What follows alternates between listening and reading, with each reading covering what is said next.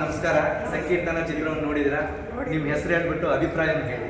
ನಾಗರತ್ನ ಅಂತ 40 ವರ್ಷ ಶಿಕ್ಷಕಿಯಾಗಿ HM ಆಗಿ ನಾನು ಸರ್ವಿಸ್ ಮಾಡಿ ರಿಟೈರ್ಡ್ ಆಗಿ ಈಗಲೂ ಸಹ ಹರಿದಾಸರದು ಮತ್ತು ಮಹಾಭಾರತ ರಾಮಾಯಣ ಕಥೆಗಳನ್ನು ಪ್ರತಿದಿನ ಉಚಿತವಾಗಿ ಮಕ್ಕಳಿಗೆ ಪಾಠ ಮಾಡ್ತಿದ್ದೀನಿ. ಪ್ರತಿಯೊಂದು ಹಂತದಲ್ಲೂ ರಿಟೈರ್ಡ್ ಆಗಿ 12 ವರ್ಷ ಆದರೂ ನಾನು ಒಂದು ಚಿಕ್ಕ ಸಂಘ ಮಾಡಿಕೊಂಡು ನಮ್ಮ ಮನೇಲಿ ಮುದುಕರೆಲ್ಲ ಸೇರ್ತೀವಿ ಮತ್ತು ಹೇಳ್ತೀವಿ.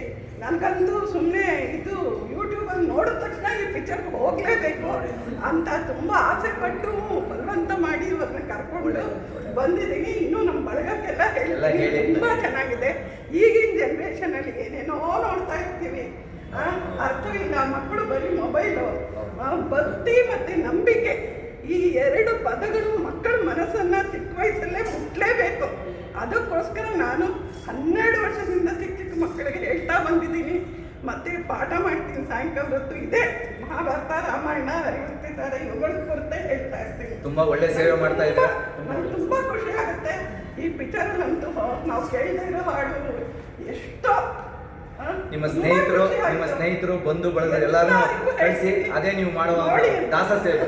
ಹೌದೌದು, ಮಾಡಲೇಬೇಕು. Thank you. Thank you.